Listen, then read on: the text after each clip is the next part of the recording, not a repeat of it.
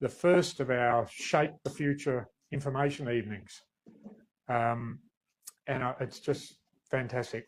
I have said to a number of people, including my wife, that the people that I've been talking to have been just fantastic. It's been an eye-opener for me, and it's been an absolute pleasure talking to all of you. And it's great to see so many here tonight. As I've said, I thought maybe we might have 50 tonight, and we've got over 90, and that's fantastic. The other thing I'll mention now, I probably was going to touch on it later, but I'll mention now, in my discussions with everybody, I sort of thought that there may be a bit more questioning, pushback, and talk about One Nation. You know, maybe we should be joining One Nation, and this. And look, I had a few robust discussions with a couple of people, but in the main, I found that people had picked Gerard Rennick for a reason, and they still believe in Gerard Rennick for that reason, and they still want to be part of his party. And look, that's what we all think. That's why we're here doing the work that we're doing. Everybody here is a volunteer, everybody, including Patsy, who has turned on the most magnificent spread tonight. Let's round of applause for Patsy. Really, it's my job to introduce Jodie Clune, who is our first guest speaker and for our Shape the Future series, which will be, as I've spoken to you on the phone, will be every second month. We'll be aiming to have a branch meeting every month, and I'll talk about that later, but we'll have these Shape the Future information evenings every other month. So Jodie's first cab off the rank. Jodie is our West Australian president of People First Party.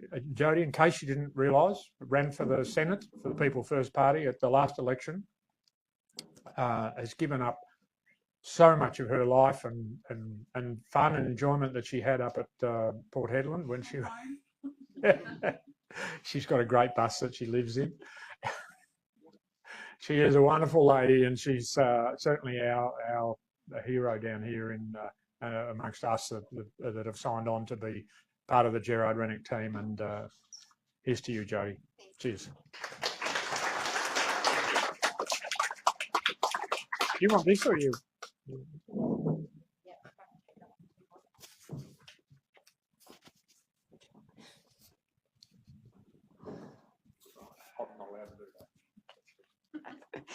No, thanks, Bob. And it is amazing to have a team behind us. Yes, I do lead a very interesting life, to say the least, and my life has certainly taken a few shifts that I didn't expect to do. I've got a very gracious husband, so, you know, we all give up something. We're all here because we've got our own journey, and this is where my steps have led me to. And I want to really say a big thank you to all of you for following your steps to being here this evening as well. So a big thank you for just coming out and supporting Gerard Rennick, supporting the division here in WA on what we're trying to do here, because like you, we've had enough. And like you, we just know that we cannot continue the direction that Australia's going in at the moment. I want to say a big shout out to the team. So guys with the WA division team, if you'd like to just pop your hand up or stand up, this is the team. I mean, one person can get up and have an idea, and my goodness, I can talk till the cows come home. But without these guys that you can see around here, none of this would have happened. So a big round of applause, please, for these people. We're all volunteers.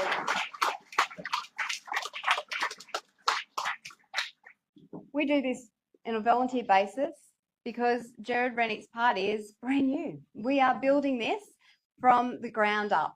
So it's a case of, you know, we are working it out as we go, and we thank you for the patience, particularly those of you who started with us last year, the patience that has been the journey so far.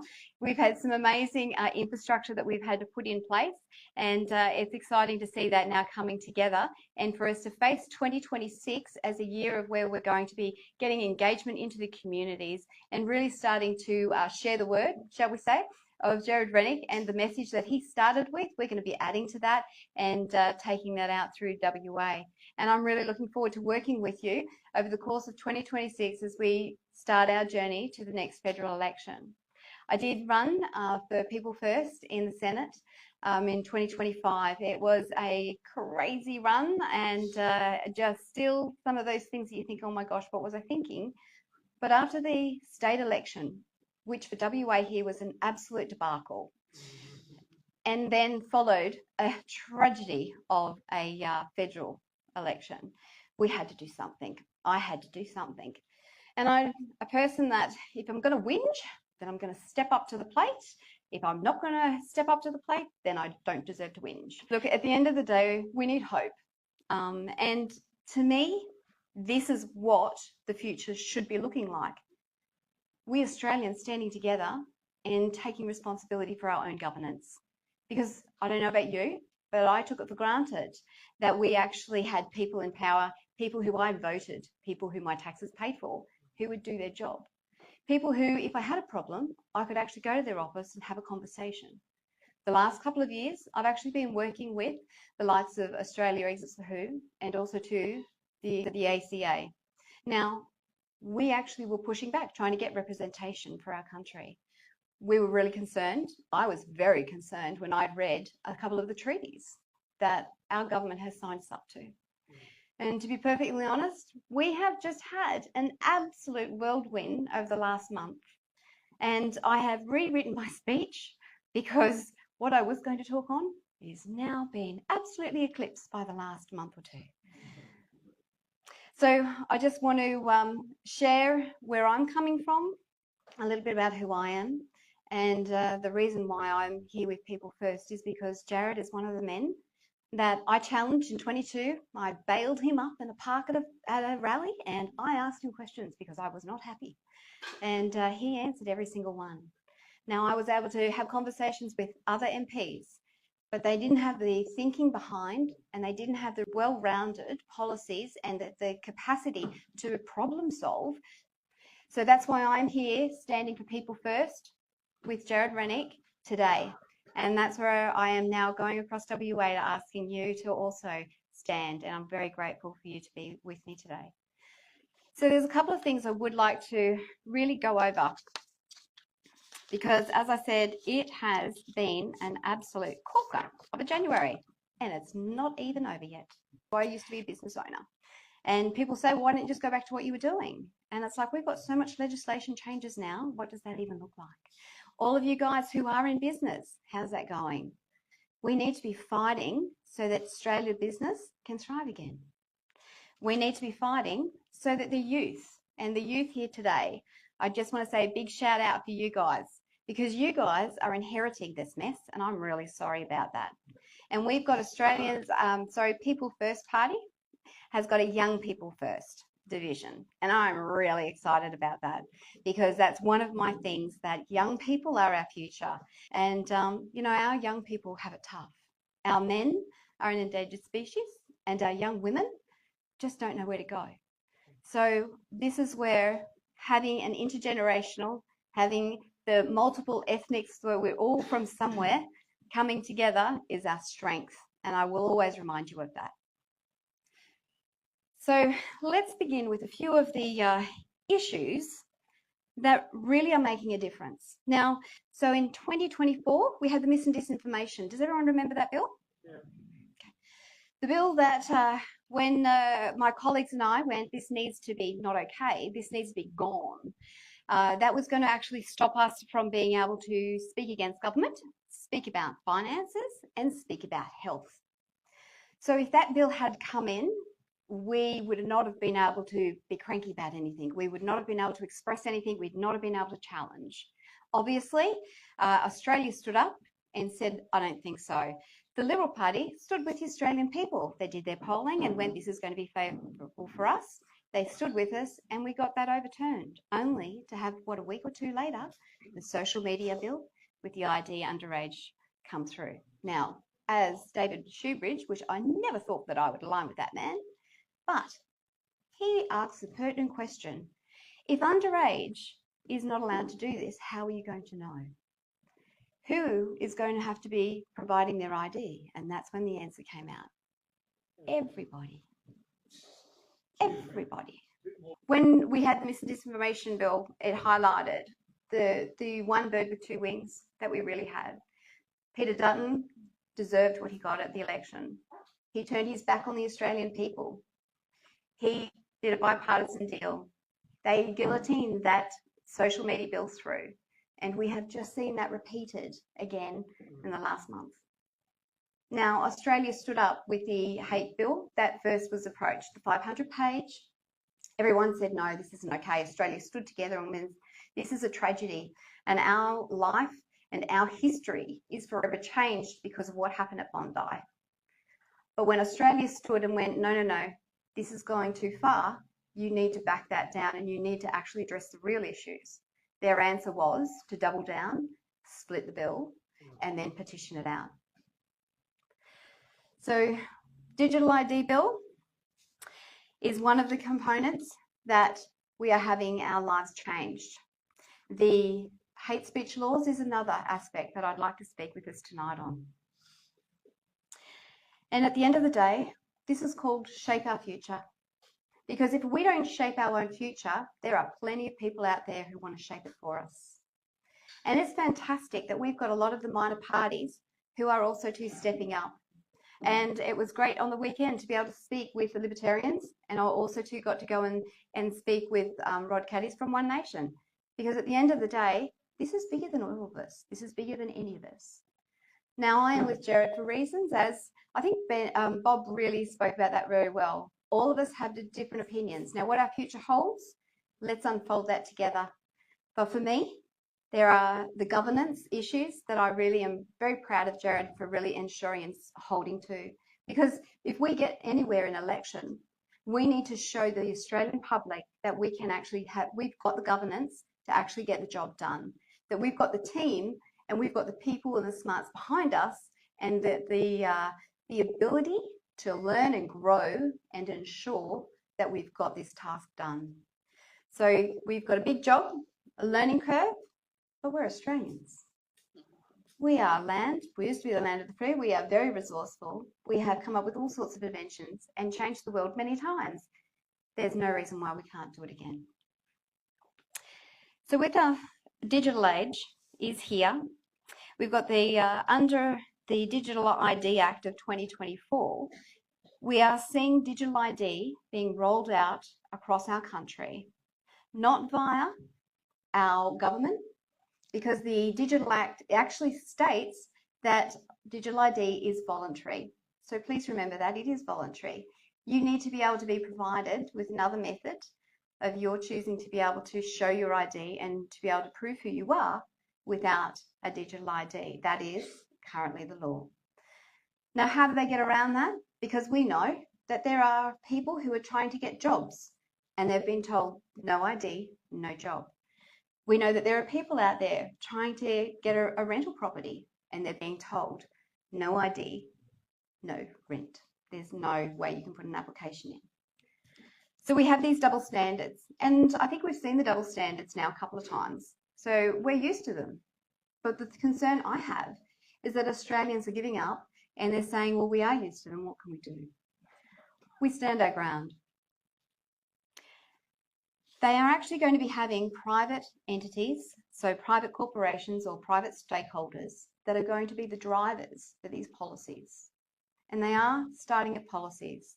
As my good friend Barry Green always says, it starts with a conversation. It comes with an idea, a conversation that rolls into a policy that becomes voted on or pushed through. And then it becomes the way you have to live your life, the way I have to decide my choices. Because my choices now will be determined by the policy and the legal components that are facing me. If I make this choice, what is that consequence going to be? If I make this one over here, what's that consequence going to tell me? How many of your choices have you made that you have now had to change because you don't want to get in trouble with different legal aspects that are now in play? What is it going to look like moving forward? Now, it's really interesting. I'm a little bit on the grey side. I have a few years under my belt. And I have been speaking with our younger generation. And it's really been one of those things where I have to admit, I didn't stop and I didn't really think about their aspects, which is why we need the young people first. Because their experience is extremely different to mine and extremely different to yours. They've grown up where the digital world has just everything that they know. It's everything that they've had at their fingertips. For me, oh gosh, I still remember when we didn't have mobile phones. Remember the big bricks? And I remember the DOS computers. My word, that was not my friend. You know, in that case, Windows has done me well. And I want it to be a convenient resource. I want the digital age to serve me well because it does make my life convenient. And it does make things easier and flow. It did make my business more efficient, 100%. So what's the issue? And this is something that we do need to get behind our young guys and help them to have another, an understanding from a different paradigm. Just as we need to get beside our young guys and hear their paradigms and hear their reality because it is different and we need to accommodate that. So convenience, interesting word. How we use it over and over and over again. It's used so much in marketing.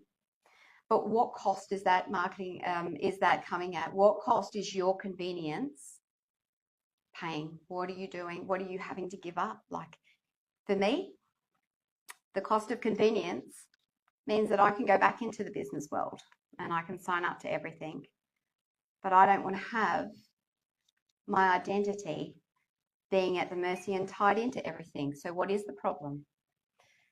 The problem for me is that digital ID actually ties everything together. It's the one spot that we can actually have the government call us on. Now, for you younger guys, let me explain. Show my age here. But when I may have got a speeding ticket at some stage, not going to admit to anything and everything, but if I got a speeding ticket, then I would have the Department of Transport actually send that through to me and I would have to take care of that. Now, if I forgot, then they would come after me and I would have to have a strong conversation with them because I'd be in trouble. I did the wrong thing, fair enough. But I didn't have my bank account take the payment out on my behalf. I didn't have my accountant shift my accounts around and say, well, you need to now stop that and we've now got to pay for this. We didn't have to worry about payroll being put second behind any of the other fines because the government wanted to take their slice of the pie first. And this is the reality that's now changing. How many of you already experienced that? Where we've got the ATO is now going after small business. Our business owners at the moment are really struggling. So digital ID, at the moment, we're seeing that come through with probably the biggest things that I've had a lot of conversations with over the last 6 months is been our tradies. Our tradies to renew their licenses, they need to have a digital ID. We've got our young guys who are heading into the mines now. You don't have to have, on all mine sites, you don't have to have a digital ID, but you do have to have one to get a medical certificate in some states. So this is where, once again, it's private stakeholders and we're getting used to seeing those private stakeholders. So who's shaping our future there? So as a consumer, this means your choice is becoming less. As we have businesses struggling, how many businesses have you seen closing? Your choice as a consumer is reducing. We have our farmers and we have our cattle guys, our sheep. They're all under threat. Our fisheries is just a debacle. These are industries that affect mortgages, families. People are hurting. And yet, when we are coming underneath the banner of stakeholders, determining our future and putting the pressure onto us and having us go through the hoops, that is probably the key reason why, for me, let's have convenience, but not at the cost of life, not at the cost of being able to sustain business, of being able to sustain development, of being able to sustain families and paying your mortgage. Let's have a government that is going to actually be having policies that will get behind industry. And why are they using digital ID as the gate to be able to funnel everything through? We need to ensure that when we're having conversations with our private stakeholders, whoever they may be, your small business, your big business, your manager, ask them, are they aware? Ask them, how are they going to protect the little guys? How are they going to protect the workers?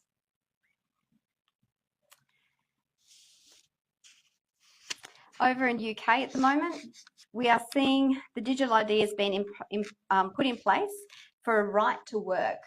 Now, fair enough. UK has actually got up in arms. I don't know if you've been watching what's going on in other countries, but the UK has absolutely pushed back and said, look, we're really not happy with this. We want our right to work without having a digital ID. This is no different. So at the end of the day, why are we allowing stakeholders to tell our government that, yes, we will implement your strategies to ensure that we have a gateway to corral the Australian public into? That is the digital ID. Currently in WA, we are actually the first jurisdiction that has allowed people to use their Western Australian driver's licence to create a strong digital ID that is within the federal ID framework. So this means that WA residents with your driver's licence, you have the ability to use that and to create your very own check-in credit, sorry, not credit, but your ID. So this is going to equate to about 2.2 million WA licence holders. That's a lot of people. When we're looking at workplace ID and trying to corral that in, we've got the cluster city, which is Kwinana. They are actually got all, as you know, they've got BHP, all of the big guys down there, Rio Tinto, Amcal. You know, there's 42,900 workers that are associated in that area and with that industry. If they turned around and said, righto guys, you now need to go and really clock in, and we're just going to they're going to help us keep tabs on you, but then you've also finding that you've got your healthcare is now tagged into it, your license is tagged into it, you've got your ATO is now tagged into it. So if you make one mistake, you have to deal with stuff straight away. 42,900 is a lot of people to be able to corral at once. And when our jobs are threatened, our mortgages are threatened, our families are threatened, you know, this is something that needs to be taken off the table. So ways that we can reduce our exposure is keep an idea on where your ID is going to be going. You know, how would you like to see it being handed over? Are you happy and you trust the people that are going to be doing a digital component? Or are you having to hand over to people who you don't trust? So therefore, I'm going to take the paper route, thanks, and stand on that. Some of the other ways that you can help to limit your exposure is keep good record keeping. We try to go into this paperless world and completely understand that. Love a paperless office, fantastic. But at the end of the day, if you actually have someone take your identity, as we've had in the floods, we've had people's ID stolen, we've had loans taken out in their names, we've had grants to help the flood victims. People actually went in, proposed as others, and actually took the grant money off those who really needed it. Never okay.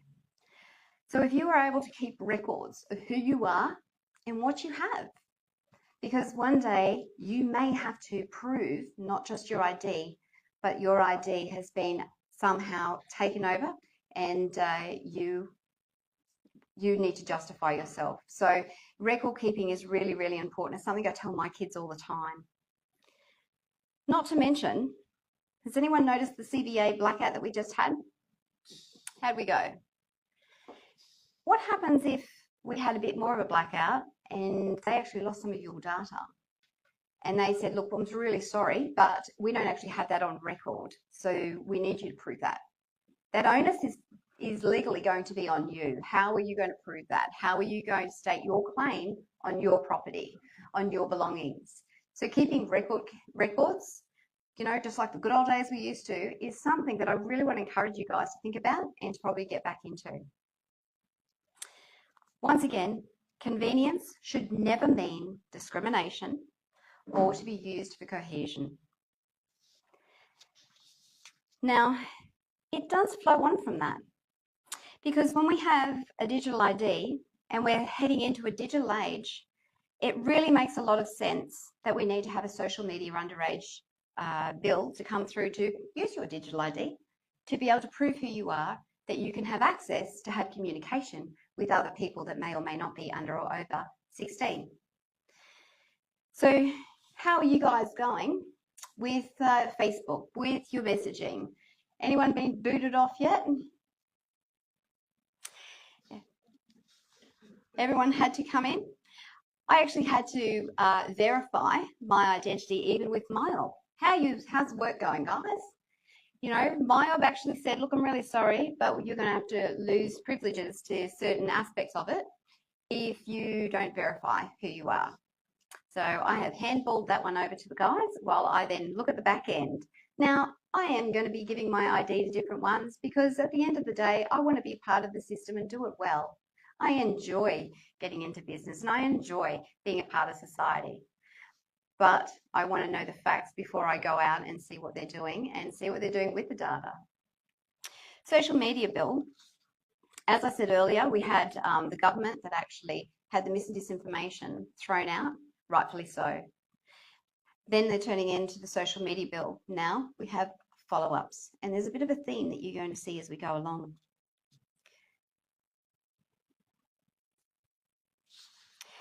So seeing our youth at risk with different apps is always something we should be protecting them on. Our youth are an endangered species sometimes, I feel like. I don't know about you guys. But it is a case of where we've got some of our AI technology that is grooming our children. We've got some dads that actually watched some footage of some American fathers. And I think there was a mum on there as well who actually were giving testifying to their experience of AI actually grooming their children into suicide, and they were successful. So this is a danger that we really need to be aware of. We have got very much miscellaneous people who are not going to be benefiting our kids, and they're going to be preying on our kids. That needs to be protected every single day of the week. So when I've actually spoken to parents who are now working through the digital ID and the aftermath of that, a lot of them are actually telling me that they've got parental controls are now being turned off or are being reduced. They can't actually see everything that their kids are using, which is a huge concern.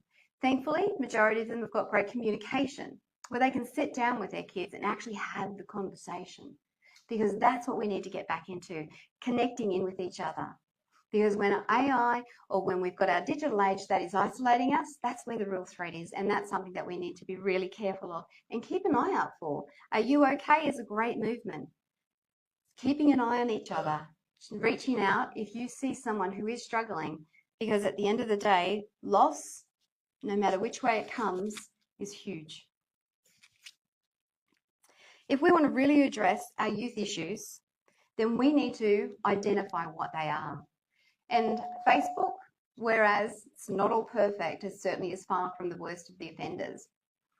Pornography and gambling sites, which are the two that have really impacted our youth, are the ones that are actually outside of the scope of the social media bill. Got to ask why. So People First policy is actually going to be rewinding back the social media, age restriction bills, and all forms of digital surveillance, so that we can go back to actually having a digital format, a convenience component, but without the surveillance. So after the social media bill, we've got the hate speech laws. Everyone's been following those? Been an interesting couple of weeks. So the hate speech laws has been a really interesting one to watch, particularly when we look at the tragic circumstances in which they were brought about. For Australia forever will be changed for what happened at Bondi. And our condolences go out to every member and every family that have suffered through that. It is never okay to have our own be sacrificed in such a manner. But the response our government made, particularly when they knew about certain elements beforehand, when we had laws that should have prevented this from happening that were not enacted on, their response, let's add more laws. Let's get the pen and paper out and let's just add to the laws that we're not already following. Australia stood up and called them out. Australia stood up and went, this is not okay. We've done nothing wrong and we need you to actually deal with the issues at hand. So what was the response? Labor was able to get that 500-page bill, the bill and then the explanatory notes. They then halved that bill. Now, if you go to the ABC Insiders, you'll actually see an interview with Albanese, and he actually explains to you how he got that bill through. He actually went back, took it off the table, went back to the drawing board. So now we have these new elements that are currently being ratified and going through. Not only that, but Australia stood up again and went, no, this isn't okay. But how did your submissions go? 3 days. Not enough.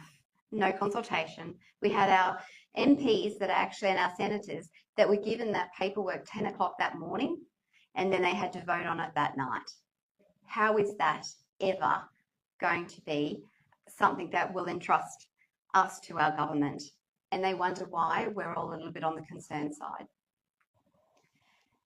So we need to ensure that part of the policies that Jared's talking about is having a bit of a reform with government, making sure that we have got the bureaucrats reduced and that we've got parliamentarians in there who are going to be held accountable, because at the end of the day, these parliamentarians who are doing these things need to be held accountable. They need to be actually able to face what they are doing and they need to be removed from their positions. Now, we're going to have an opportunity in 2028.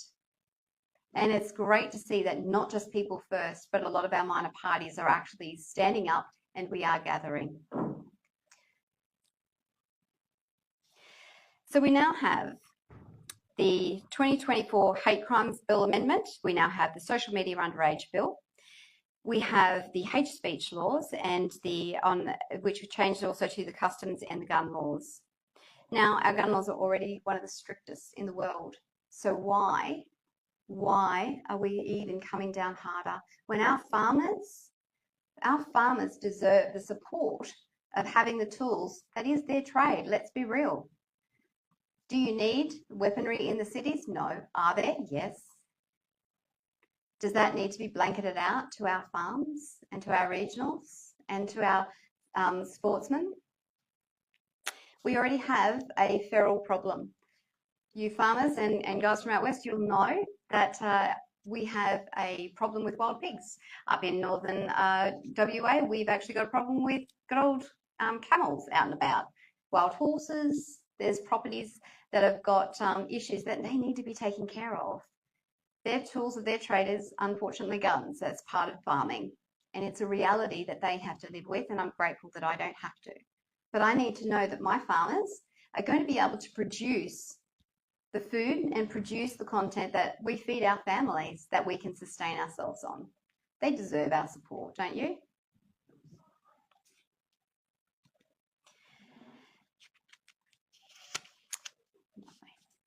So I'd like to, coming through this year, make sure that we're able to address these issues, refine these policies, so that we're able to have pushback, because these bills need to be repealed, and they do need to be repealed as soon as possible. So coming into other elements of what could go wrong, this is probably one thing I did want to note, is the freedom of speech. Because we know that these hate speech is going to be about, I need to be careful on what I say. You need to be careful on what you say. There are some elements here as to what does it actually look like in the flesh. So, if you were to have a conversation, for instance, if you were to criticise a religion, any ideology, or a political movement. Can you do that? Yes, you can criticise ideas, you can criticise doctrines, but you can't portray a group to be protected as a group that is dangerous or disarming harm. Can you quote scripture? You know, religion. Let's have a look at any Christians out there, any Catholics? How are you going with your scripture? Because you can quote the Bible, you can quote your scripture, you can quote your Quran, but you cannot teach on it, you cannot explain it, you cannot give detail to it.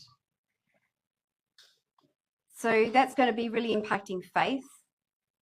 Can you protest? We all went to the rally, you know, to stand up and just show a force that we're still believing in Australia. So yes, you can actually go to have your say, but you have to ensure that you're not targeting or making someone feel offended, because your opinion may offend somebody, and therefore that interpretation is up to them. And if they bring a grievance against you, it is then their grievance, their opinion that has been broken that will put you in hot water, whether you intended or not.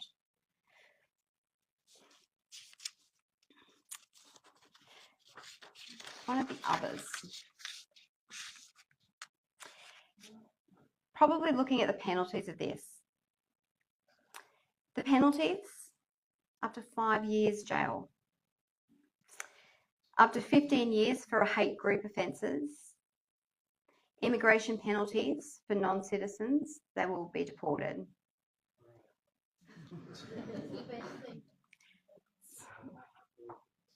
You would have thought they would have, you know, had a bit of an inkling on that to begin with. There are people in this country who do not love our country, and they're not interested in taking care of this country. They've caused harm to our citizens, and yes, I agree with you, they need to be addressed.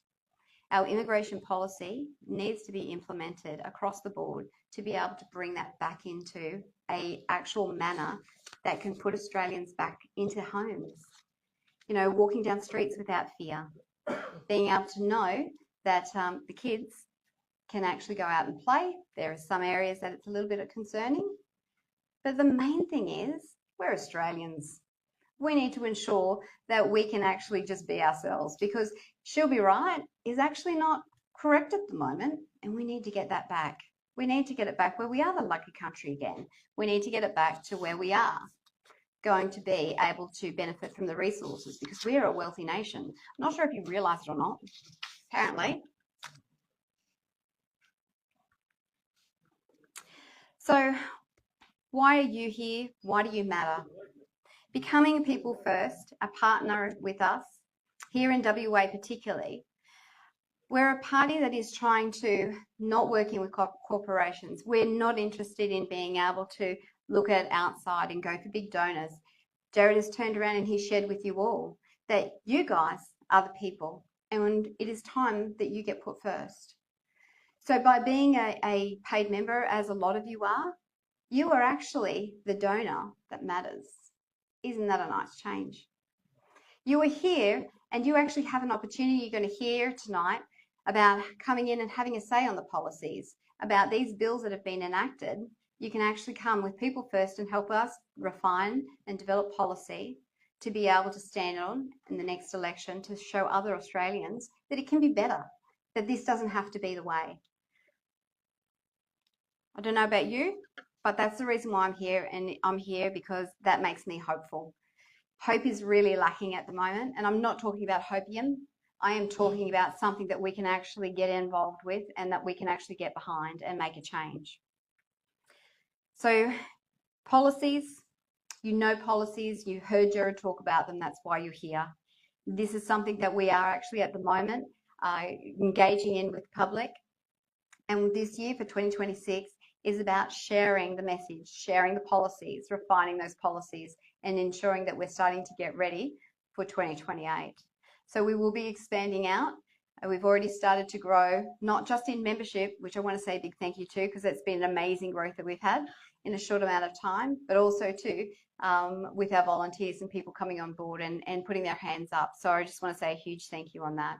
So tonight, it's been about for you to hear what's going on, and also to hopefully to understand that we are talking about these. I'd love for you guys to come on board and to continue to talk about these issues because they need to be dealt with, they need answers.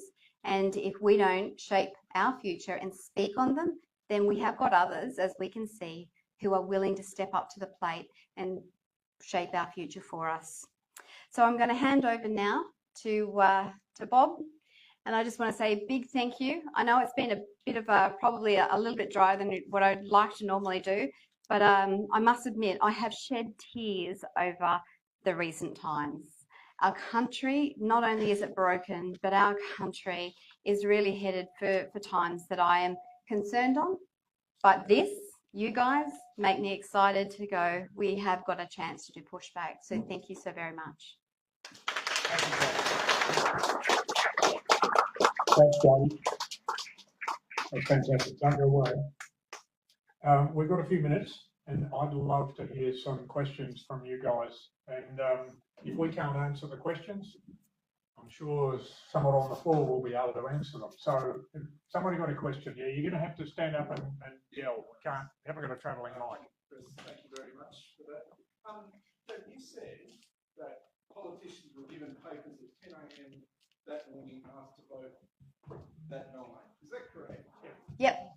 Is that legal? I wouldn't have thought so, and I think it's something that I'd like us to be looking into because, yes, I don't know how that is legal. I mean, I'm bank and finance guy. Yep. And I can't give you important loan documents that you sign and there and then. You've got to have 3 days to go away, consider, read, get advice. Yep. And let's not only on that, but they actually then agreed to it. They received it, and then knowing that they couldn't have a full understanding on it, they then agreed to it. They didn't stand up and say, yes, we've got some other bills that have been threatening to us, so we're going to call that out as well. They just went, no, we'll just cave and just hand it over.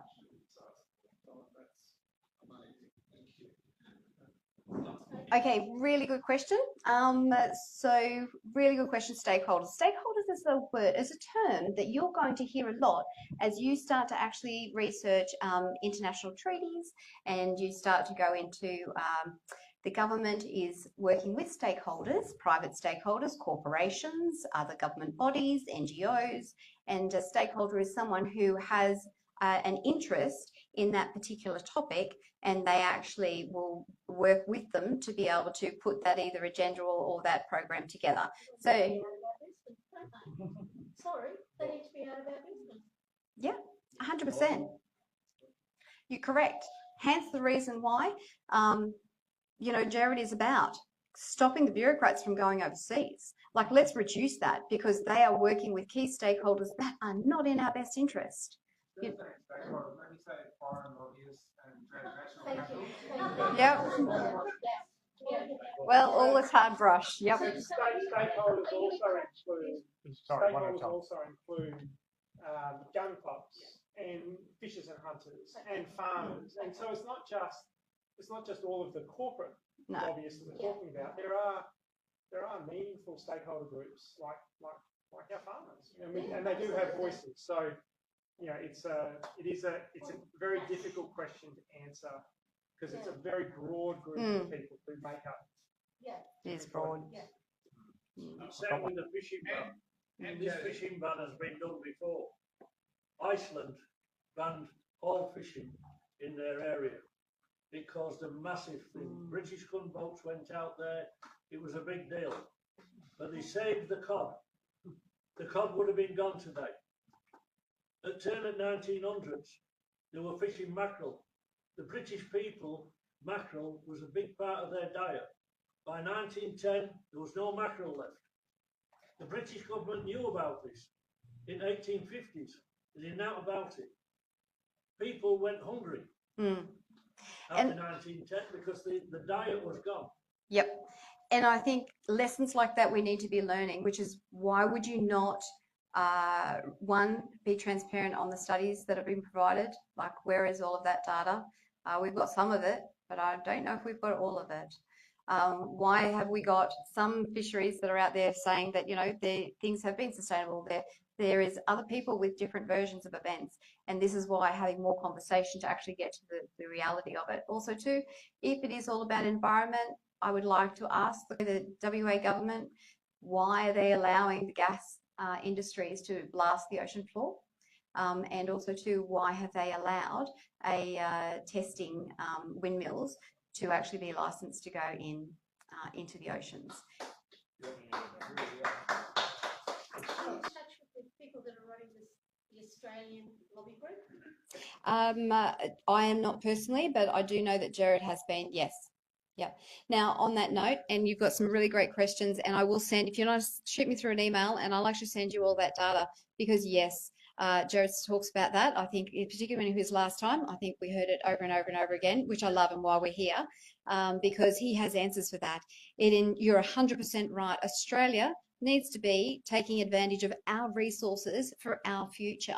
And that's where he actually has got some very common sense ideas and some actions that if we get a chance and get him in to be able to implement those, particularly for the wealth of our nation to return, is just absolutely front and foremost. Because if we can get our wealth that is ours, this is the great Southland. We have got, you know, the sunburnt country, all of the accolades that we've grown up with, and now it's all been thrown out the window. You know, I'm in Port Hedland. I see those iron ore ships go out, and we get 3% of those ships. How is that even starting to be okay? This is our kids, and you're right. We've got homelessness, which is on the increase. We've got renting and our mortgages.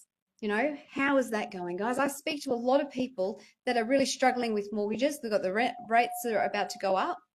You know, this is the level of poverty that Australia is in right now is not acceptable at all. And yes, there are strategies and we have policies to be able to turn that around and have Australia stand up for Australia again. You made a very good point earlier about debate or more of a statement. When a federal politician is actually going to be held accountable, I mean, you've got this it's emerged again with Darwin Port. Andrew Roll ordered jail, right? Giving the Chinese a 99-year lease on the Darwin Port. You've got, and I use the word treasonous, who in their right mind with some of the trade deals that have been struck, as you said, 3% of iron ore, the embarrassment of mineral wealth we have in this nation, and we've got so-called leaders who decided that it was a good idea to just basically give it to somebody else. And then they leave Parliament, take a job with the banking industry or oil and gas. Yes. They spend 8 years feathering their own nest and creating, you know, these corporate connections. Then they piss off and get wealthy. You know, Sold us out. look Sold us out. at the net worth of the average politician when they arrive and when they bugger off 8 years later. It is an utter disgrace. And I love what you said about, well, I'd like to think we're going to try to do something to make politicians accountable for the decisions that they make. Yep, absolutely. No, they don't. And we need to be bringing them back to our shores and holding them within our shores and then making them do their job. I've got a question here. Totally different topic, but we have touched on it briefly. I'm very concerned about the United Nations because you know, they impose so many laws for treating plants, and the WHO's got this pandemic treaty. It's a nightmare when the next pandemic comes, and it will come, and we will be subject to their rules, and they will have a right to come into our country and dictate to us what we are going to do in our country. I want to see us out of the WHO and out from under the Russian. 100% agree with you. That's a platform that I've come from, and particularly standing up against the WHO treaties that we were able to actually have unsigned. They didn't get it signed in 2024 when we pushed back. Unfortunately, Mark Butler refused to listen to any of us and had that signed in the lobby last year, and they're going to be looking to actually have that formalised this year in May at the next World Health Assembly. So that is something that has huge ramifications for us all. Last September on the 19th, we actually had the international health regulations became law. So when we are saying that Australia is a sovereign country, yes, it is. I heard many an argument, and do an argument, with MPs to say that our sovereignty, and I've watched them how they are true, our sovereignty is intact. But what they do is they use stakeholders of overseas components and also to lobbyists here in Australia, and we also to have things like new bodies coming in. The Australian CDC. Who saw that one come in? January 2024, that opened up at $251 million. Now, that is just the starting point. That's not even all the other. There is, AMS have done a really interesting report if you really want to have a bit more information on this. It's called Follow the Money. If you go to, and AMS is the Australian Medical Professional Society, thank you. Great group of doctors and professors. And that report shows you just, is it for health or is it a really great investment? Once again, it comes down to the dollar. It's not in our pocket. It's not in your kid's pocket. Where's it going?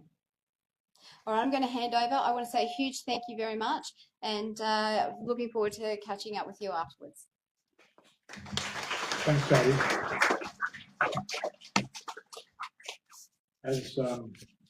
Thank you very much for being the inaugural presenter of the Shape the Future series. As I say, we will be organising guest speakers every second month, and I don't know whether you all checked your email to when you logged onto here, whether you looked at the policy poll, whatever it was, policy poll, little icon there, click on that, and we've got a series of questions there of what hopefully you see as the priority issues that we should be looking at in the future and getting guest speakers along. So we've got some great people that we're thinking of, but if you think we should be addressing something that's different, well, let us know in that survey that's on the website, or it's on the email that you would have got. Righto. Well, thank you very much. And the next speaker, Fraser, is one that Jody talked about. It's one of the young people first. Fraser is managed to sneak under the 30-year-old banner that we set for the young people first. He's a great guy. We had him, if you were at Fremantle when Gerard was over here, you would have heard Fraser speak there. We've given him 10 minutes to talk here and just give you a bit of an update on the young people first, where they're heading, and yeah, we'll take it from there, Fraser. Cheers, mate.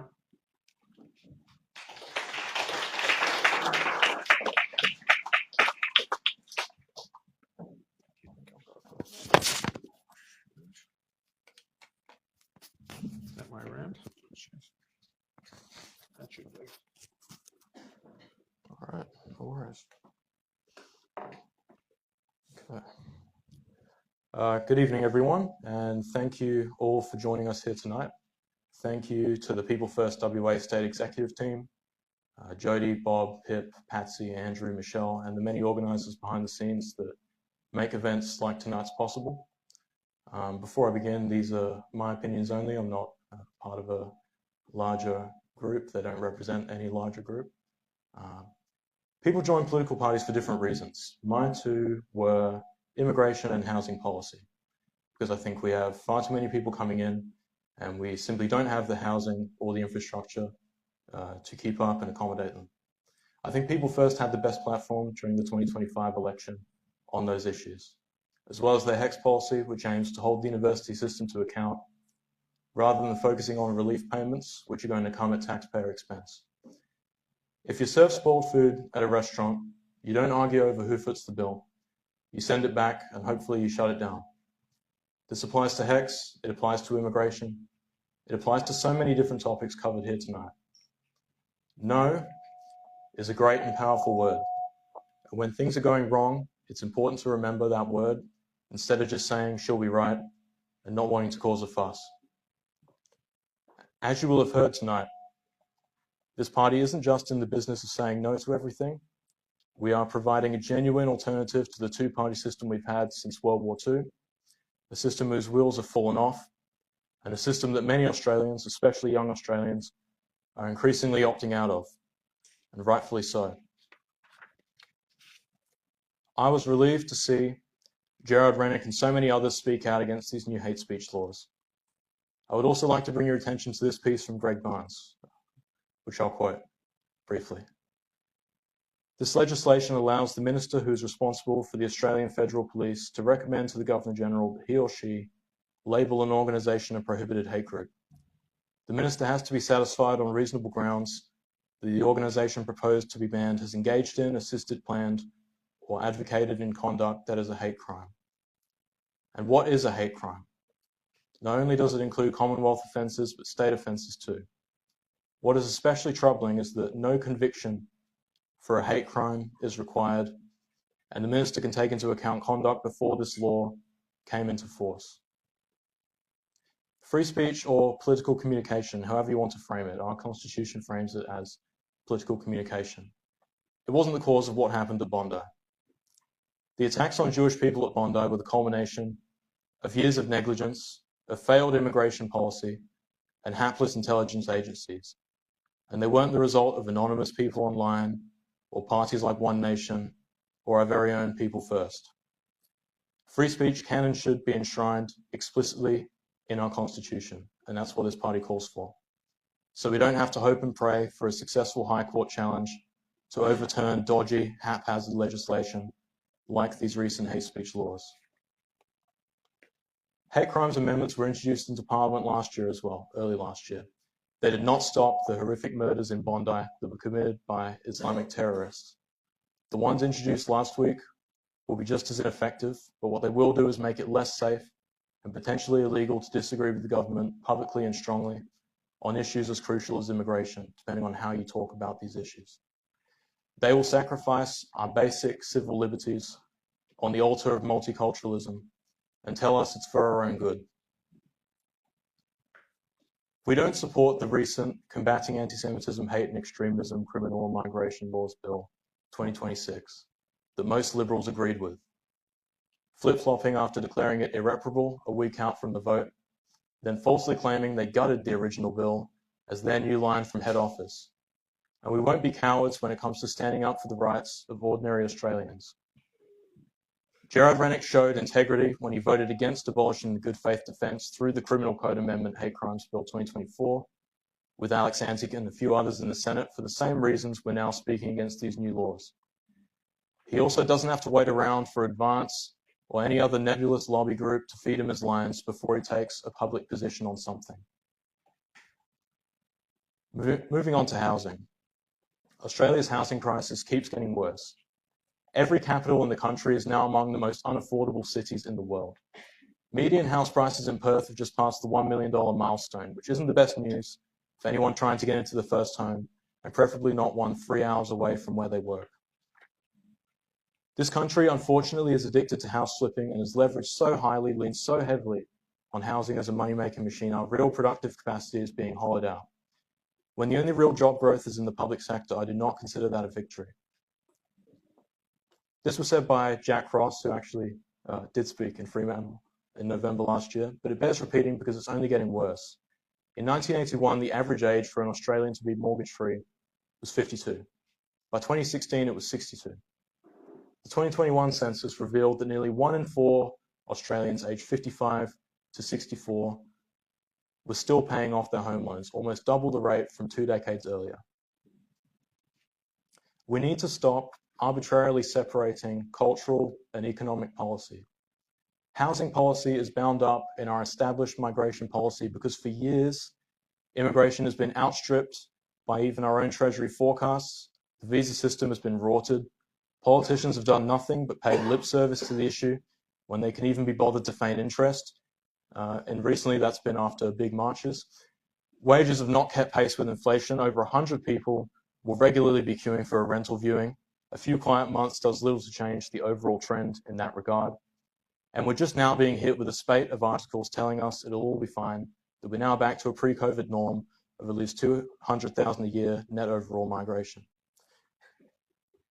We're not just becoming strangers in our own land, we're becoming a nation of serfs, perpetually borrowing, facing a bleak future of paying for pizzas with Afterpay, of owning nothing, while our smug global citizen overlords are happier than ever. The Greens, for what it's worth, have targeted a key demographic, renters, and told them they're going to fix their problems. Meanwhile, Liberal and Labor told us during the last federal cycle that house prices were only going to increase because our fake economy depends on it. The Greens are good at positioning themselves as a third way to younger people, an attractive protest vote. but their policies are really a spruced up version of the short-term rental incentives already in place at a state level. And when you consider the immigration agenda they would pursue, no amount of Airbnb conversions is going to cover the inevitable shortfall in housing availability they would continue to invite, much less affordability. As a 20-something in this country, you're often forced to pick your poison when it comes to politics. You can vote for rent control and open borders, or skyrocketing rents and mortgage repayments with the illusion of a closed border. You can vote for socialism of the kind that burns flags openly, or social democracy that promises the same thing, but with a gentler, more managed approach to our own decline. These are the options pitched to you, including by our university-educated, professional, managerial class.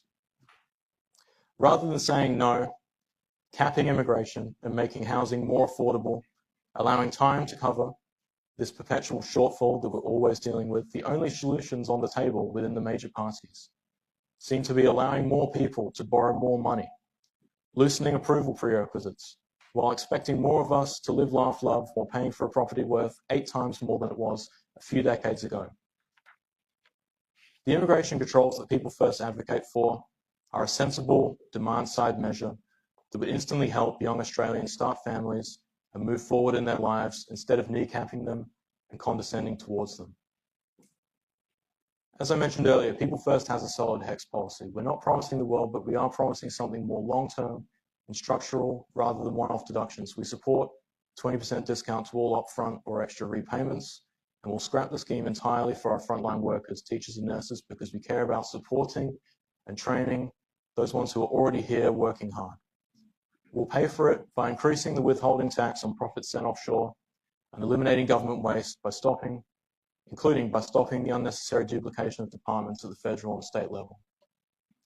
We want to hold universities accountable for a change, instead of treating them like our golden goose and telling you all to foot the bill for unpaid debt.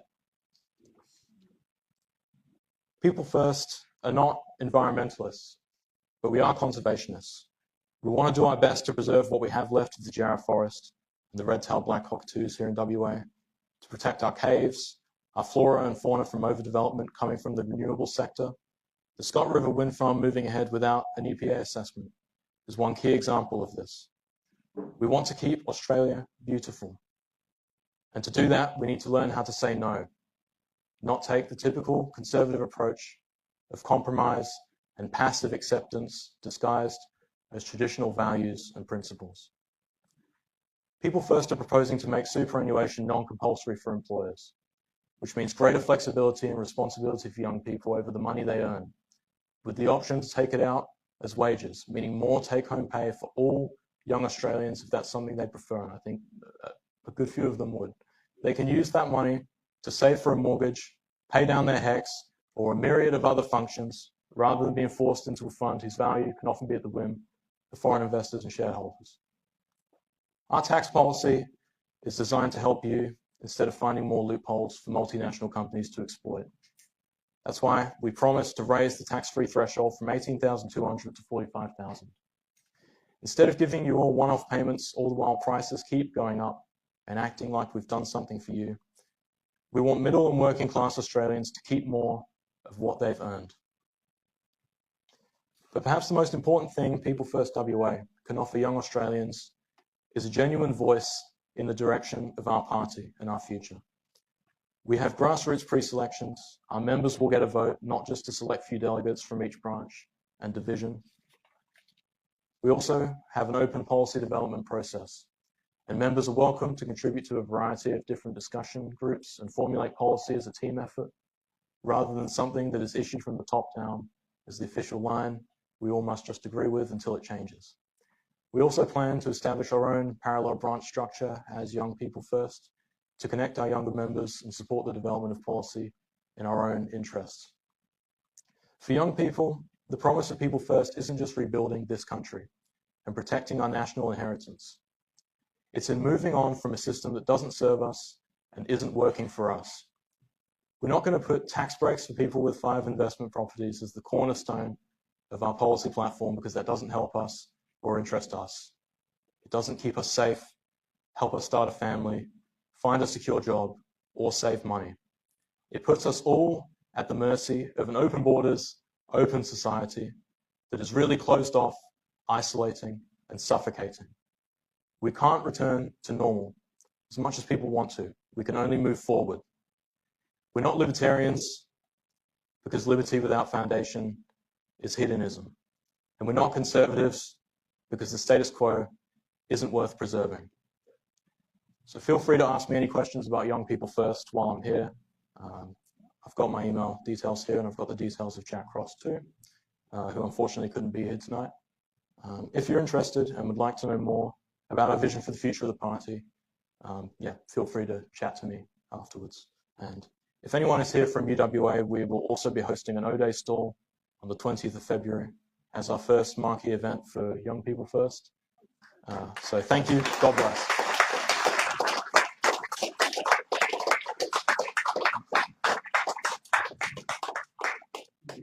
You can see why we're excited about having Fraser on board. Don't go away, Fraser. I reckon there might be a few questions for you. We've got a little bit of time.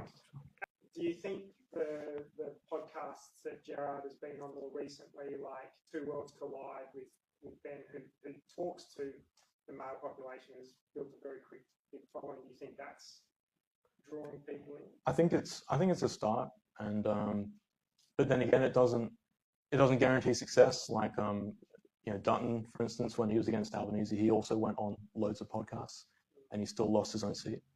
Yeah, so, but it's a tool. It's a tool that someone who's quick-witted like Rennick can use to get his many messages across.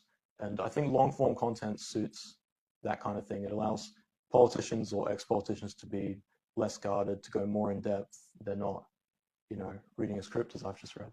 But I think it allows them to be more natural. And I think that helps if you're already genuine. I think Rennick and what he believes in is genuine. He's quite honest. So, yeah. Fraser, thank you very much for that. No worries. Thank you.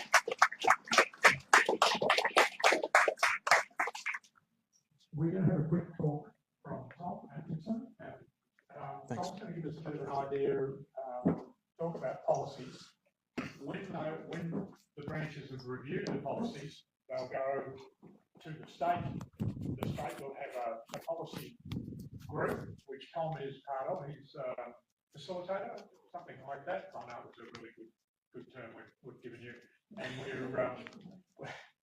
and that will be looked at there. Tom will talk more about that. So I'll introduce Tom to have a quick chat. Thank you. Thank you, Bob. Haven't we seen some atrocities in the last few years? We've seen the incredible deprivations of liberty and social and economic damage done to the Australian people by idiotic governments in the name of keeping them safe from COVID-19. We've seen the incredible social damage done by the COVID vaccine mandates, followed soon after by widespread and documented examples of injuries and death from those vaccines. We've seen non-stop assaults on free speech. We've seen our government open the door to mass immigration, then look the other way when some of those immigrants turn out to be extremists with violent agendas. The policies of the People First parties, the policies of the People First Party are about returning Australia to the days when the adults were in charge, when you could trust your government and believe your ABC.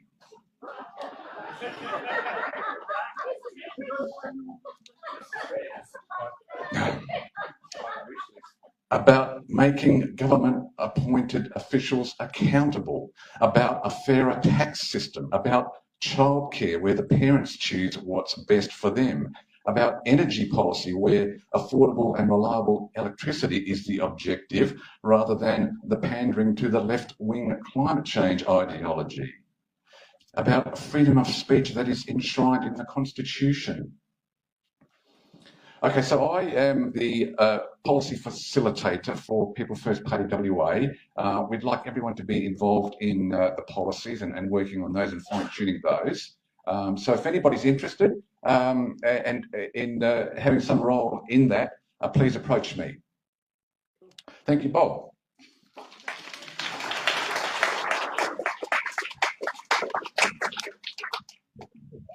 Thanks, Tom. And look, we will have more of a chance to catch up with Tom during the branch meetings.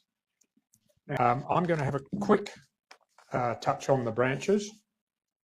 Just give you an idea, and a lot of you that I've spoken to on the phone, I've sort of touched on this a little bit.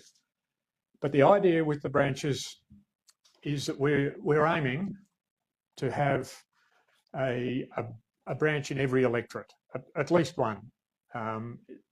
Whether there, and as time goes on, there may be more, and obviously in the rural areas there'll definitely be more.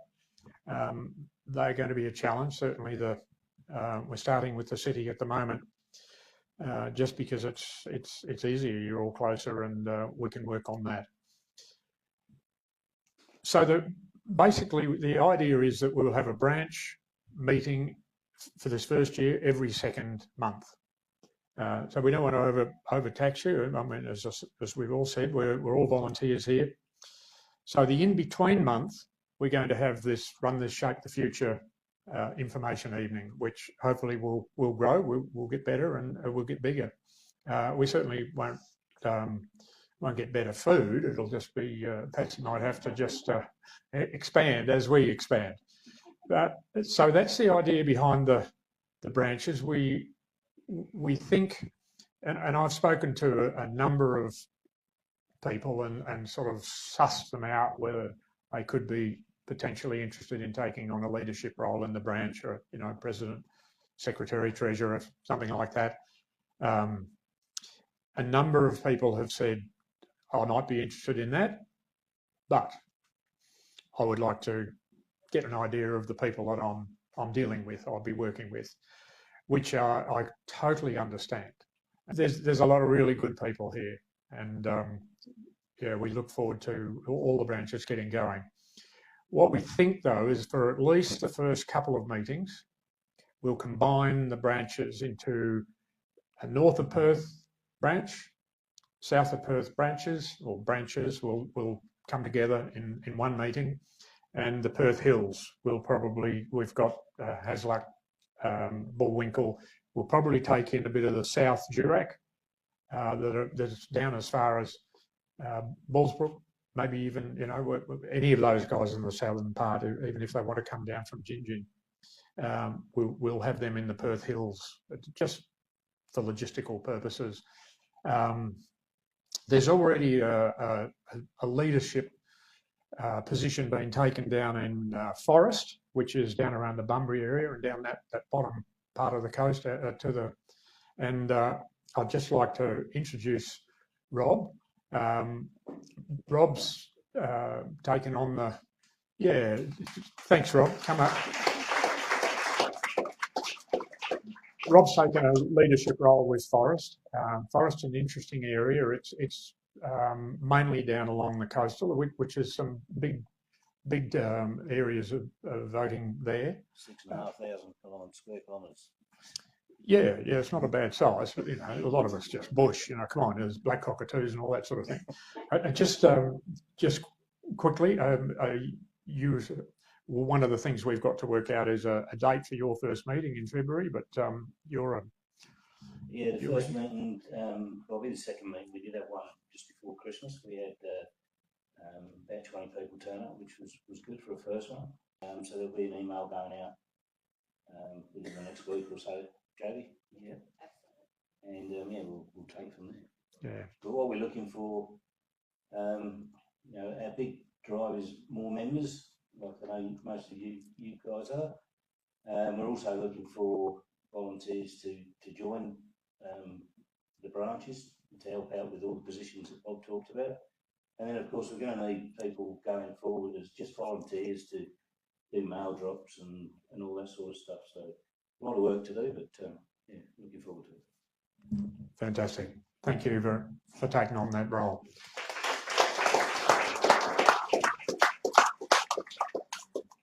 I did forget to mention, actually, I think I've got it somewhere written somewhere here, that Brand and Canning, we'll probably combine them too. They're sort of down on the south, and they're sort of yeah, a little bit distant. So we're looking at combining Brand and Canning. So we'll have a north, we'll have a south, we'll have Brand and Canning, we'll have Forest, and then on the hills we'll have Hasluck, Bullwinkle, and possibly Durack. So yes, everybody in this People First party are volunteers, and you know, you put your hand up, you'll be a volunteer as well. You won't be being paid, but this is probably one of the most important times, I believe, in our history that we're coming up with. I mean, it's the whole political system is imploding. We're seeing, obviously, One Nation's poll is going up. I believe that's because at the moment there's no alternative. People are so pissed off with the government and the opposition. They're turning away in droves. And it's just unfortunate that Gerard didn't get elected at the last election into the Senate. But look, it's our job, and this is what Jody reminds us all the time. We want to put in place a professional organisation that when people look at us, we are ready to govern. We'll have people there ready to govern. We'll have policies there ready to run a country, not just pick one or two issues that are topical. We'll cover the whole gamut, and that's what Gerard has done. That's why we're all here. And yeah, I look forward to catching up with all of you in the future. Just to wind up, Jody's going to come and just finish. I'd love to chat to you outside afterwards. So that's that. I just before I let Jody finish, and she'll probably say exactly the same, but really, Patsy, you absolutely overdid yourself tonight. A fantastic effort. Thank you very much again.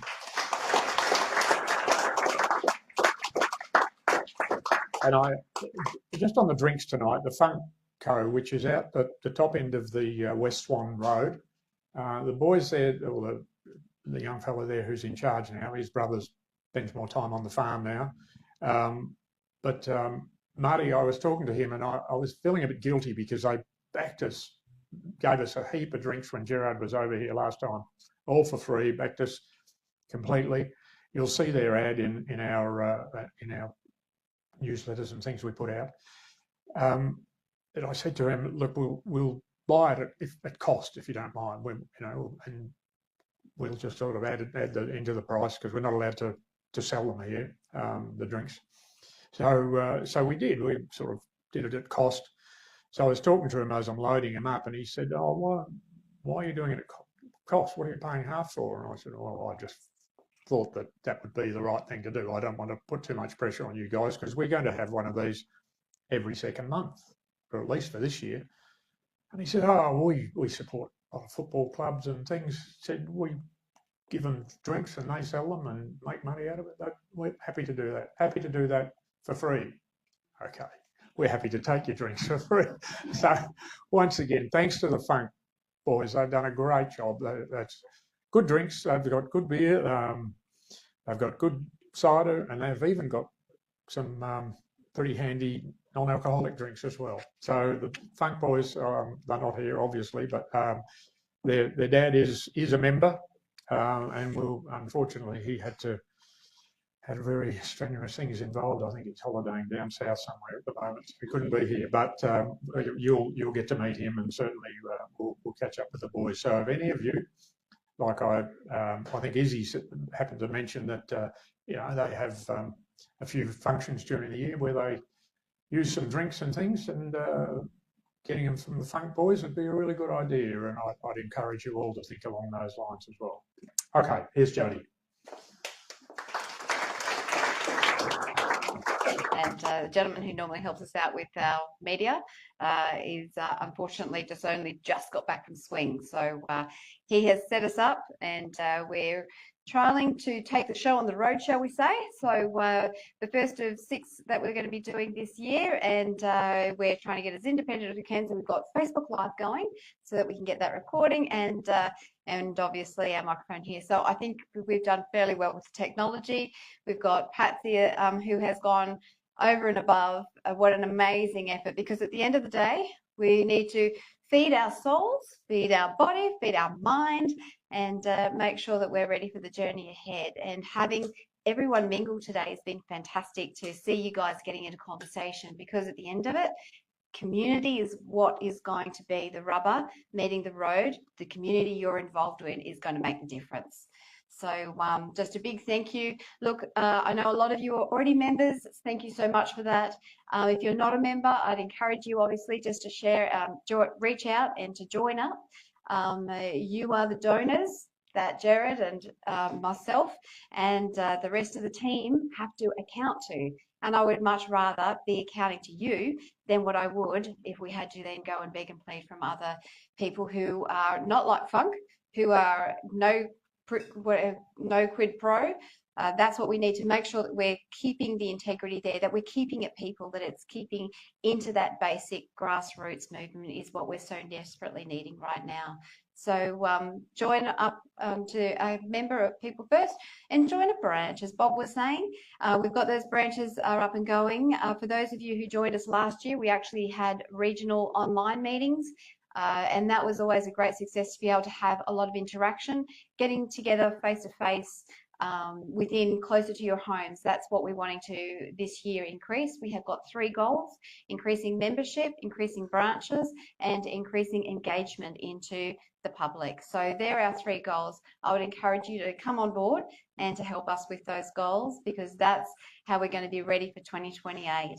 Our last run that I did for the Senate, I don't think we did too bad. It was a 3.5-week ridiculous run, but one that I'm glad I did, because the people who pushed and supported me in that are still here, and I'm very grateful, and to see what it has grown into, because as Bob has really said so well, we have all had enough. We are looking for something that has not been on the table.